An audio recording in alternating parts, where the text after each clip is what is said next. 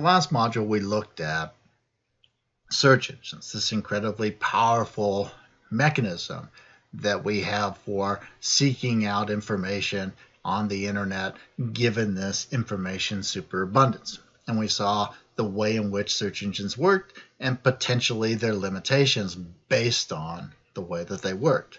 Now we want to turn our attention to another mechanism, another means of dealing with information superabundance, particularly on the internet. And that is the creation of news feeds or news alerts, oftentimes through social media groups. All of these news feeds, but particularly the ones that are associated with social media platforms, rely heavily on personalization to decide what to send to you. So they'll give you a news feed so that every time you log on, or they'll notify you every time something comes up that you're interested in, or they think you'll be interested in. And they do that based on a personalization algorithm. And those personalization algorithms take a bunch of information into account to decide what they think, that is the social media platform or the algorithm itself, thinks you really want to see. So oftentimes they'll start with stated preferences. What did you say you were interested in? What did you say you wanted to find out about? If it's a social media network, they'll look at what the other members of the network that you're connected with looked at. What did they like? What did they share? And they'll pass that on to you because your friends' interests, they assume, will also be things that interest you. And they'll also look at your history. What in the past did you click on and read? Did you read something on a topic from more than one source? Did you like something? Did you just delete something from your newsfeed without reading it? How much time did you spend on it? And so on. It will take all of those factors into account, and it'll try and start to give you those things that score very high on this. Now you might say, well, that sounds fantastic. Here I've got this automated mechanism that is gearing itself towards my own interests and desires and presenting me without any effort on my part at all with just the stuff that I really would want. Of course, it's not quite that simple. Personalization is a tool used by these social media news feeds and other automated alerts precisely because they want you to spend a lot of time on their platform. They want you to log into their news organization and so on. And so they're trying to find things that will interest you regardless of whether or not they're that good for you. And so you can sort of think about it this way, right? Imagine if your diet got determined by a sort of personalization algorithm. And, maybe you're the sort of person that really likes to eat healthy and limits your calories and so on and so forth. Well, then that personalization algorithm will take those things into account.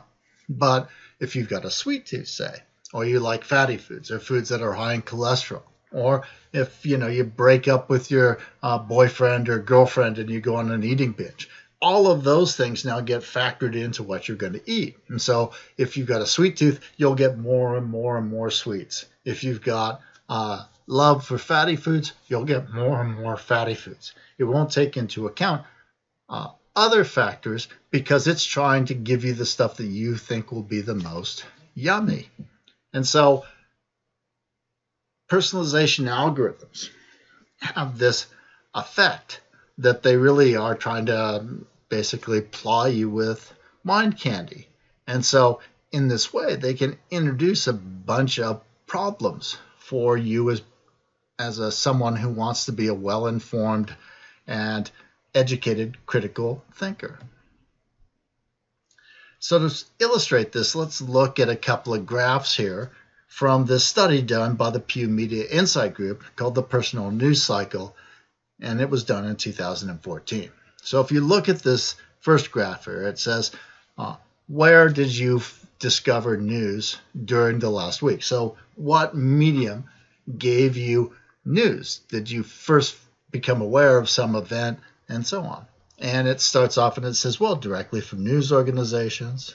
And then it goes to word of mouth, search engines, online, news organizations, aggregators, sharing news with friends, social media, electronic news alerts. Electronic news alerts are the least common. They're just barely above 30% here. Now let's click over to people's perception of what they can trust and not trust. So the green is trust very much or completely. The gray is trust slightly or not at all. Now here, the runaway winner is electronic news alerts, the thing that the fewest number of people in that last graph actually were made aware of events through. So the thing that they trust the most is the thing that they get news from the least. Then there are news organizations. That was that first slot. Then we have search engines, followed by sharing news with friends, online news organizations, word of mouth, and social media. So when you start to look at this, you realize that 30 and 40% of people report that they're getting news, say from word of mouth, from social media, where they are distrustful of that source, and yet they're still hearing about stuff for the first time from that source. Now, of course, this isn't necessarily bad, but studies that have been done on personalized news feeds versus traditional kinds of media suggest that it's not so great.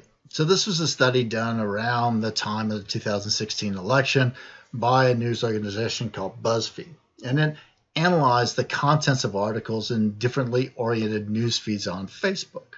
And here's what their results were. So if you look at that top result there, it's an evaluation of the general accuracy of information that reported through mainstream news outlets. And so it reports that about 0.7% were a mix of true and false, about 94.8% were mostly true, and about 4.5% were, I don't know, puppies in baskets or children dancing in water fountains, things like that. They just had no factual content. And then if you look at the news feeds that were rated either leaning towards the left politically or towards the right politically, what you discover is that those personalized news feeds, they have a much lower percentage of mostly true information. So the left-leaning one is 56.3%, the right 47.9%. And there's an increase in the mix of true and false, both the left and the right. The left is 14.4, the right 25.4, and importantly, there's a whole bunch of mostly false now, whereas there was none reported in the analysis of the mainstream media. The left-leaning ones had 4.7% mostly false information. The right-leaning ones 12.3% mostly false information.